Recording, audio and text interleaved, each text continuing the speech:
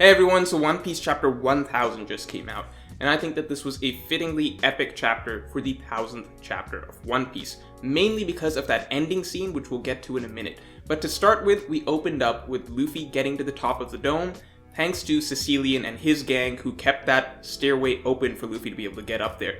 Now what's interesting is that we have yet to see Jack.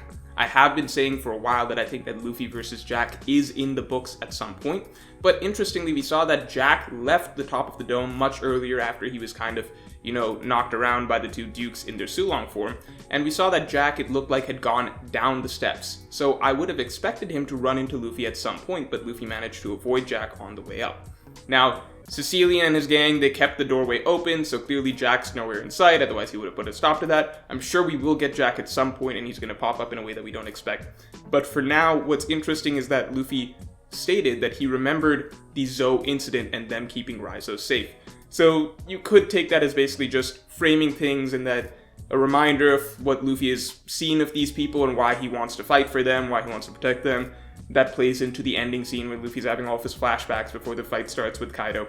But before we get into that, I would also say that it's possible that Luffy reiterating that he still remembers the Raizo Dono as safe incident and everything that happened to the Minks, that could mean that Luffy still remembers what Jack did, and that sets the stage for a potential encounter between Luffy and Jack. Maybe at some point, maybe Luffy is sidelined at some point during the Kaido and Big Mom fight and has to show off his armament haki skills on Jack first before shifting back to that, but that's very speculative. I'll get to that later. I'm just saying, where is Jack, and is there still a possibility that Luffy is going to end up fighting against Jack? So, that aside, we got Zoro also getting to the top in a more fun way, I guess, getting tossed up there. That's usually actually what I would expect of Luffy, kind of just like catapulting himself up to the top, but here we got Zoro getting thrown up by Marco.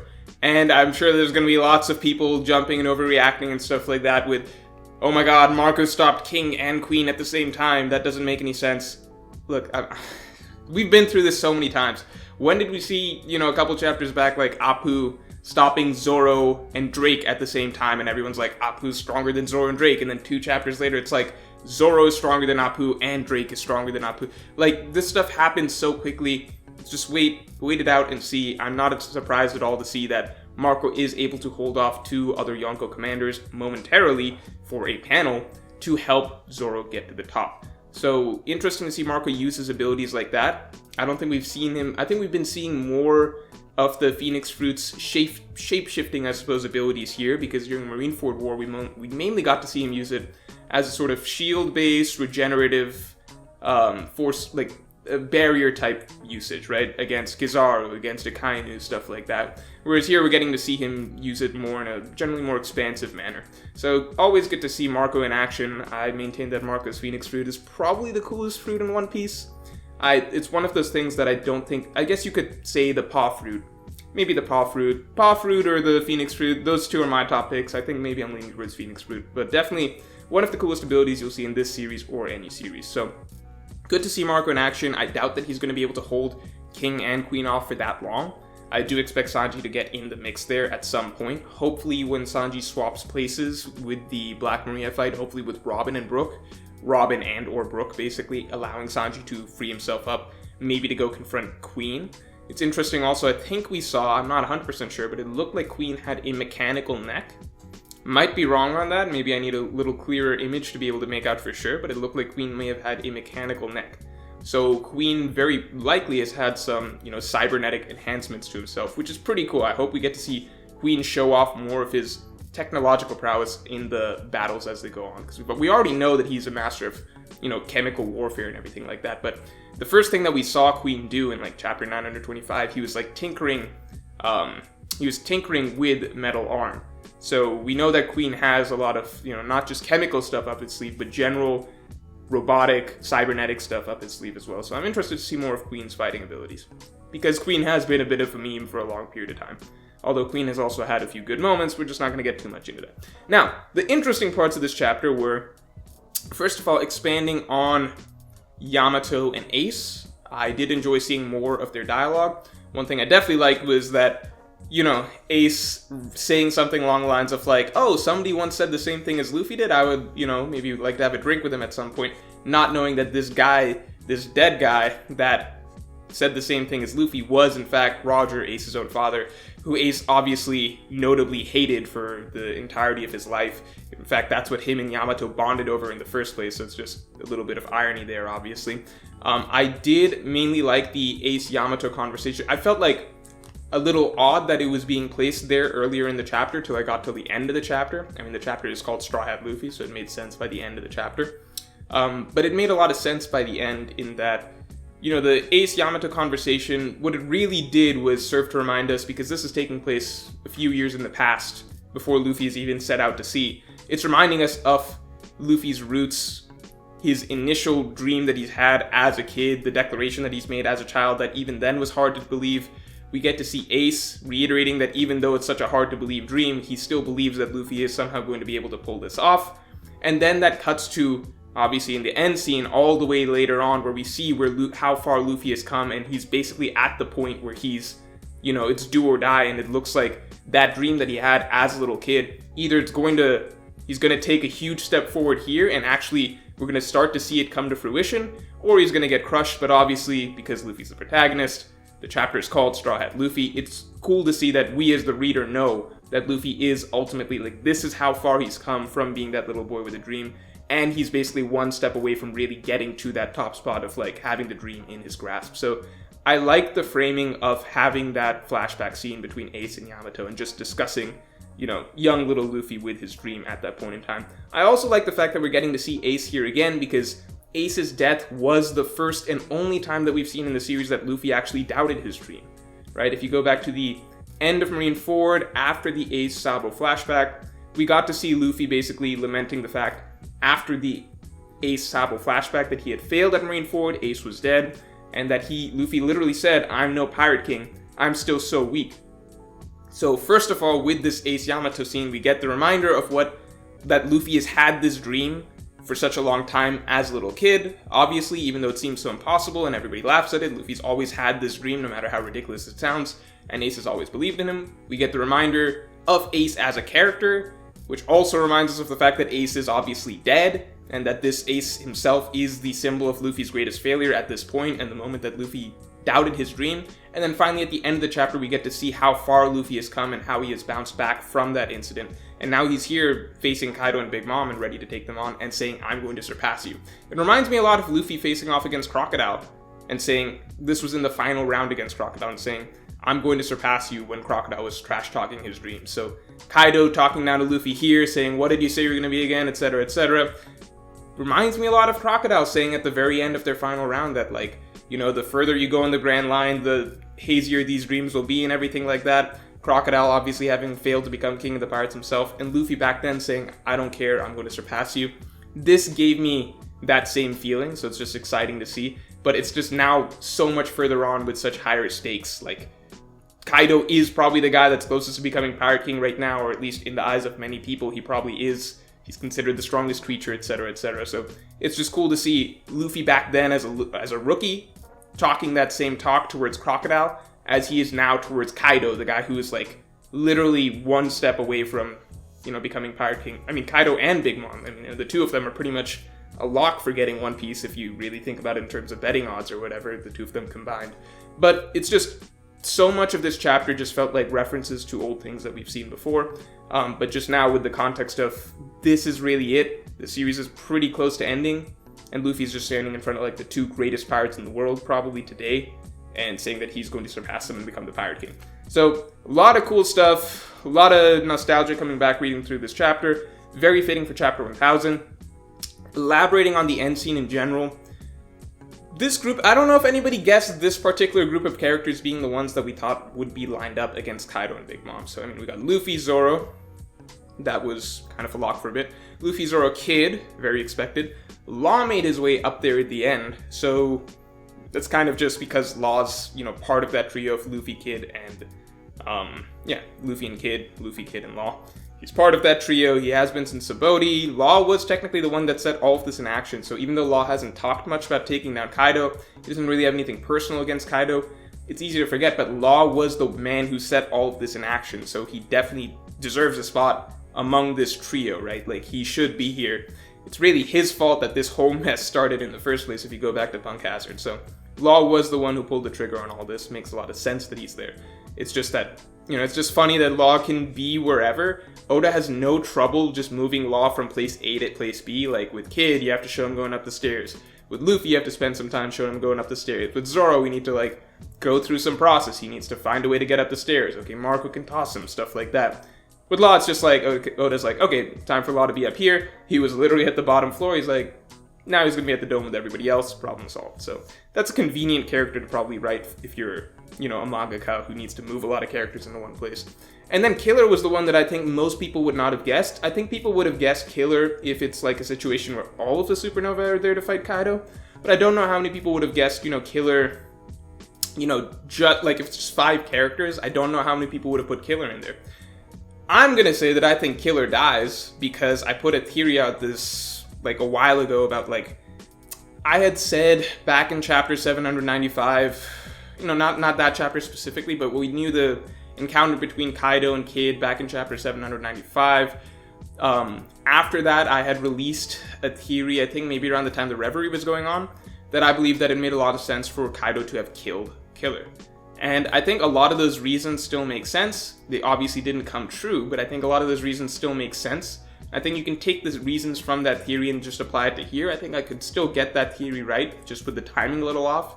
I still think that Kaido is going to kill Killer, and I think it makes a lot of sense for why Killer is there right now. I do think that there is going to be a significant loss over the course of this fight, and I think Killer is just perfectly set up for that, especially for what it'll do for Kid's character, and I think it's going to...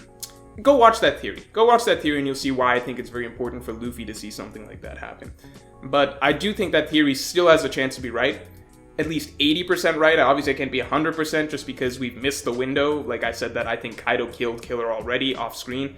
That it's not going to happen off screen, but I think I can get the other 80% right, which is that Kaido is going to kill Killer, and that was always planned. So go check out that theory if you have some time later on.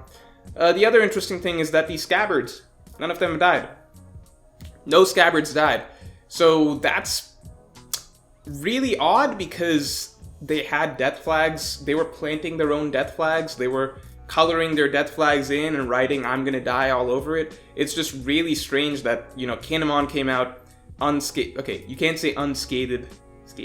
Unscathed? You can't say unscathed because they're clearly beaten up. But by the standards of, death, which seem to be in the works for at least one, if not most of them, they've come out of this pretty clean. I thought Kinemon was 100% a goner. The thing is, though, that it's still very, very possible for that to be the case. It's very, very possible for that to be the case.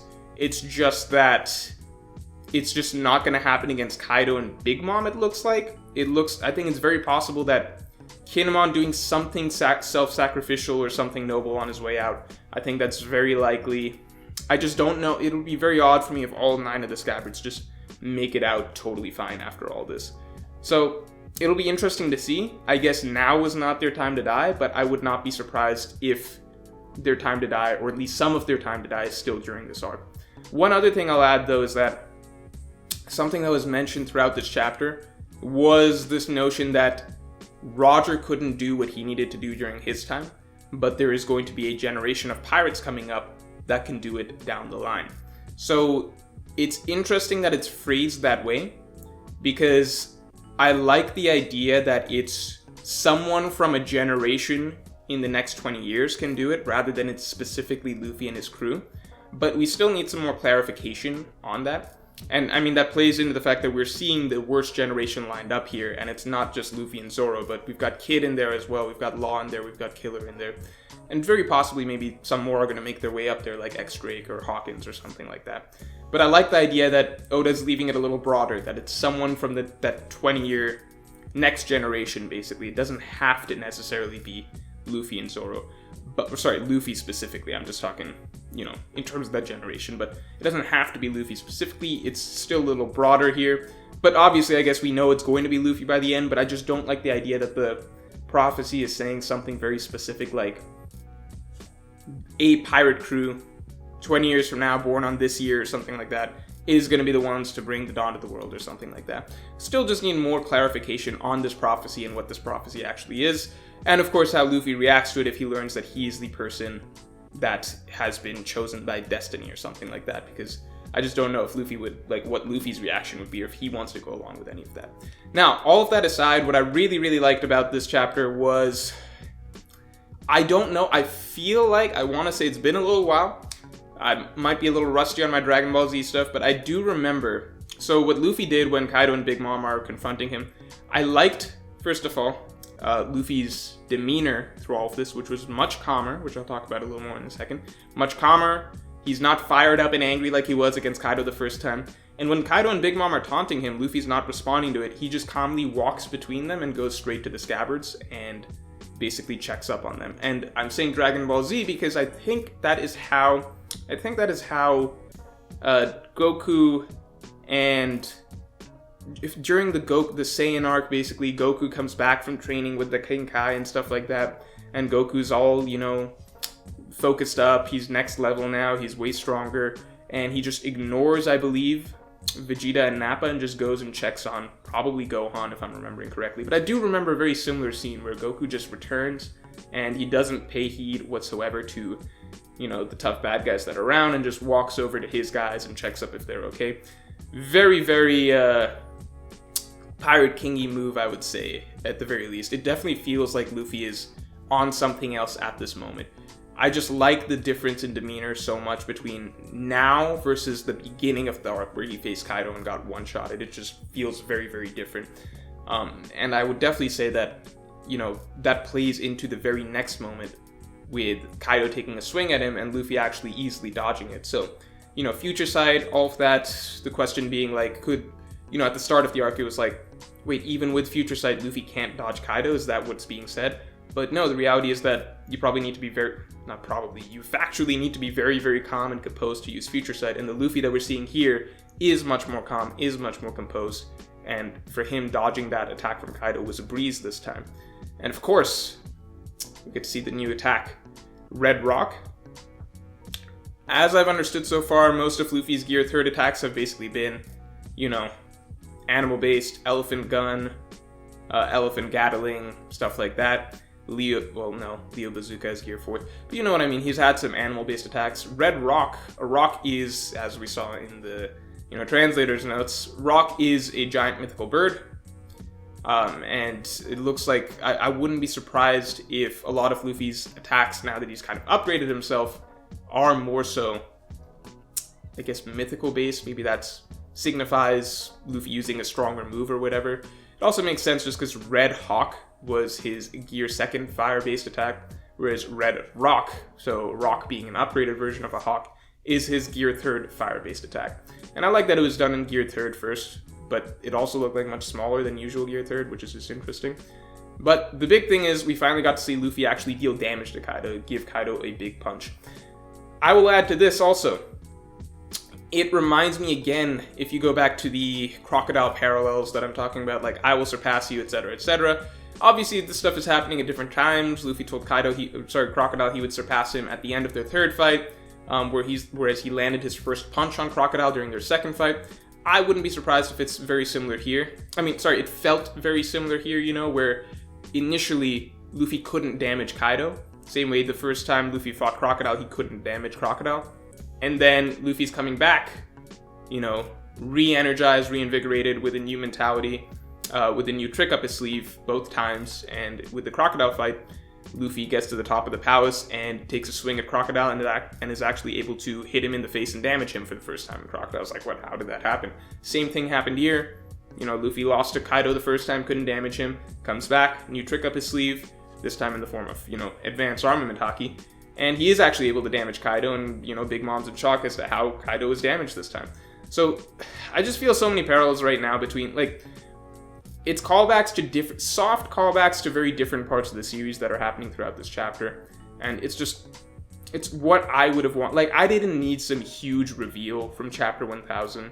I just wanted a chapter that felt appropriately epic, which it definitely did. And that reminds you kind of like why you love this series so much. And this chapter, I think, definitely helped encapsulate, or it helped bring back a lot of the old feelings that you get through watching the story of Luffy from like a young kid. Well, I mean, we saw him, you know, from setting out or whatever. But watching the story of Luffy from setting out and saying he wants to become king of the pirates to now where he's on the verge of making it happen and he's going up like against some of the biggest real obstacles to making that happen. So just really enjoyed this chapter all throughout.